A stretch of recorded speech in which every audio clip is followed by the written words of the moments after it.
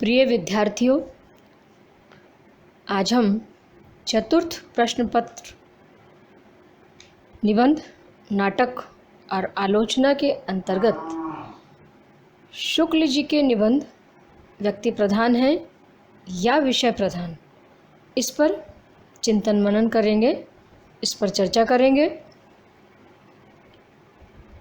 आचार्य रामचंद्र शुक्ल ने निबंध के संदर्भ में हिंदी साहित्य का इतिहास में लिखा है कि आधुनिक पाश्चात्य लक्षणों के अनुसार निबंध उसी को कहना चाहिए जिसमें व्यक्तित्व अर्थात व्यक्तिगत विशेषता हो।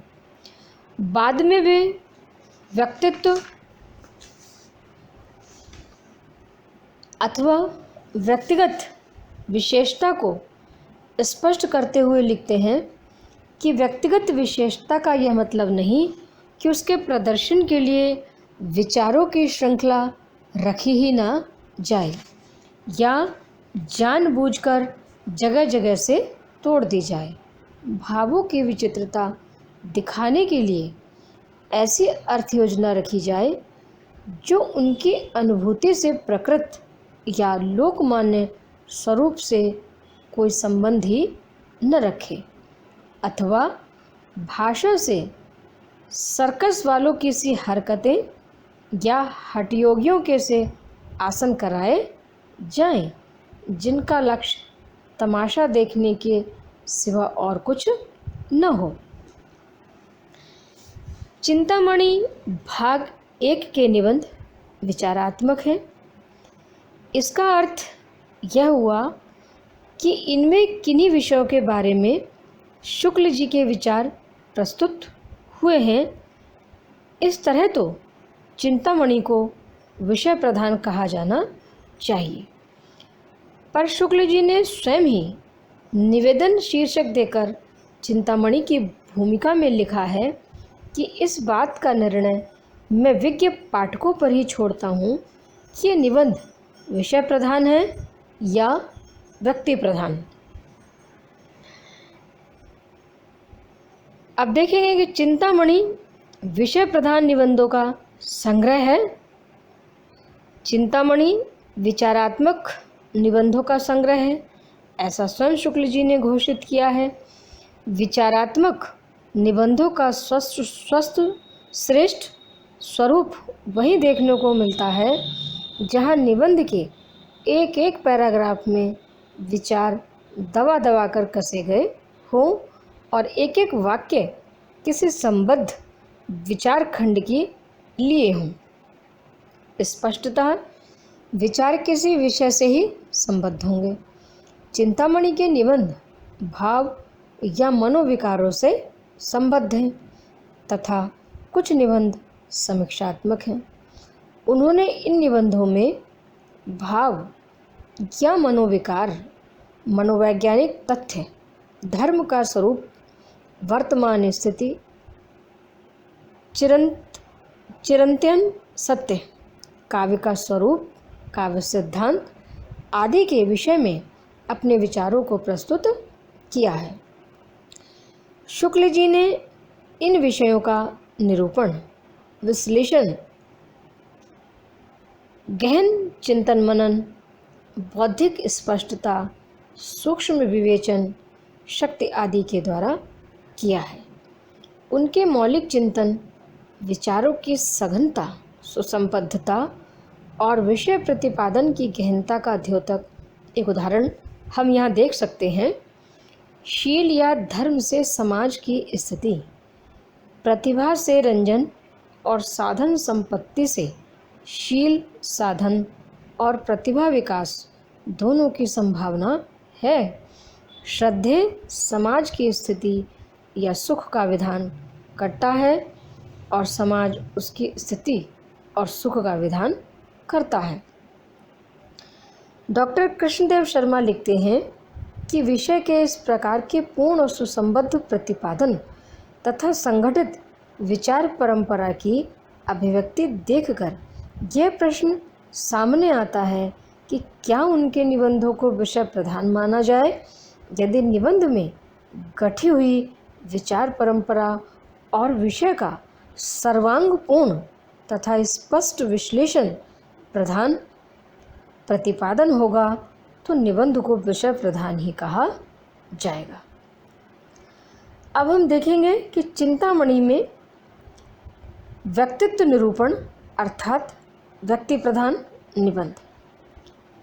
एडिसन, लैम, पीटर आदि पाश्चात्य विद्वानों ने विषय को निबंध का गुण माना है, तो हार्वर्ड रीड ने किसी विषय के व्यक्तिगत विश्लेषण को निबंध बतलाया है।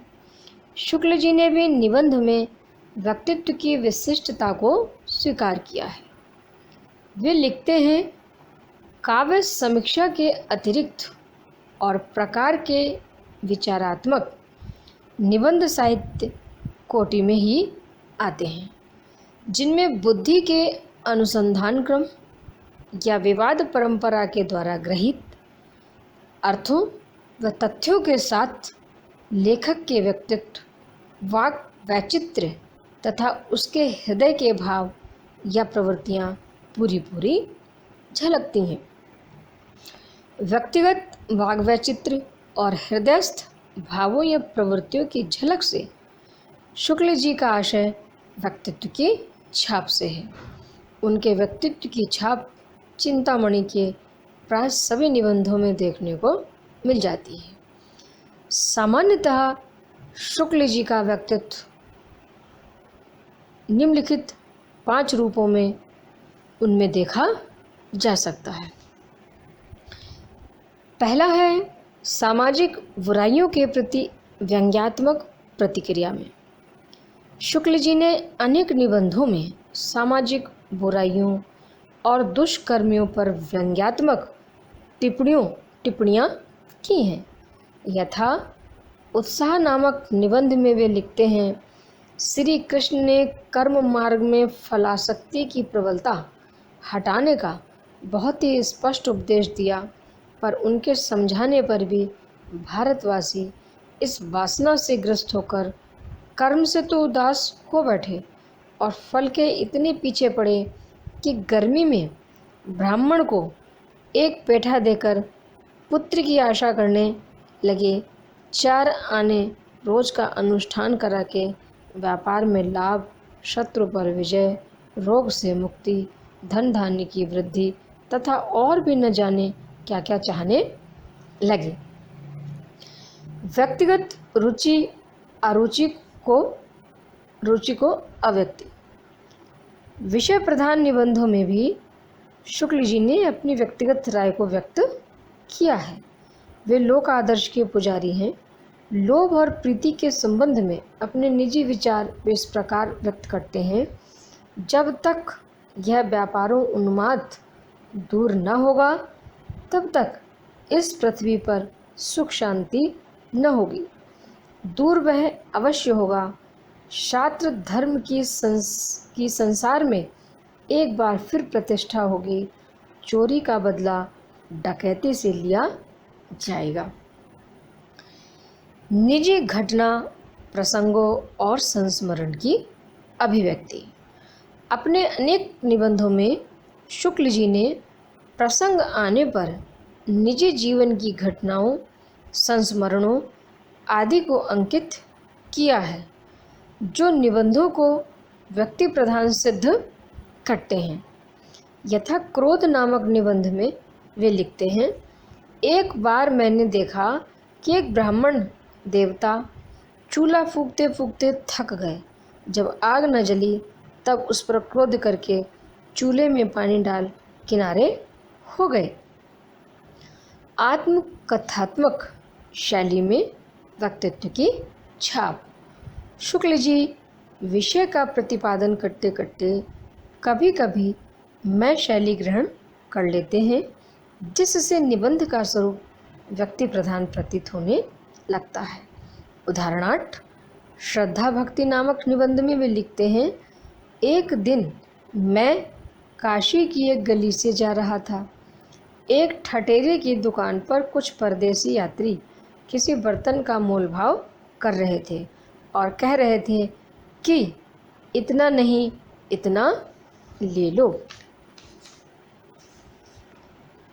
इस प्रकार के प्रसंग संकेत देते हैं कि शुक्ल जी के निबंध विषय प्रधान नहीं व्यक्ति प्रधान है, क्योंकि शुक्ल जी का व्यक्तित्व प्राय हर निबंध में मुखरित होता दिखाई देता है या प्रतीत होता है। व्यक्तित्व की छाप लिए विषय प्रधान।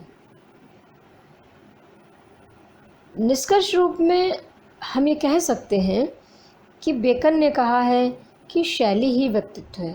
यह कथन शुक्ल जी के संबंध में पूर्णतया न्याय संगत प्रतीत होता है। शुक्ल जी के निबंध विषय प्रधान हैं क्योंकि उनमें भाव या मनोविकार अथवा प्रतिक्रिया, रुचि अरुचि की अभिव्यक्ति, निजी घटना, प्रसंगों की प्रस्तुति, आत्मकथात्मक शैली का प्रयोग आदि देखकर लगता है कि विषय गौण हो गया है, व्यक्ति प्रधान हो गया है। वास्तव में निबंध हैं विषय प्रधान ही, पर प्राय हर निबंध के हर अनुच्छेद व पंक्ति में शुक्ल जी के व्यक्तित्व की छाप भी बराबर विद्यमान रहती है। इसलिए एक पंक्ति में या सार रूप में हम ये कह सकते हैं कि चिंतामणि के निबंध शुक्ल जी के व्यक्तित्व की छाप लिए विषय प्रधान है। बस इतना ही कहना उनके विषय में सही है। धन्यवाद।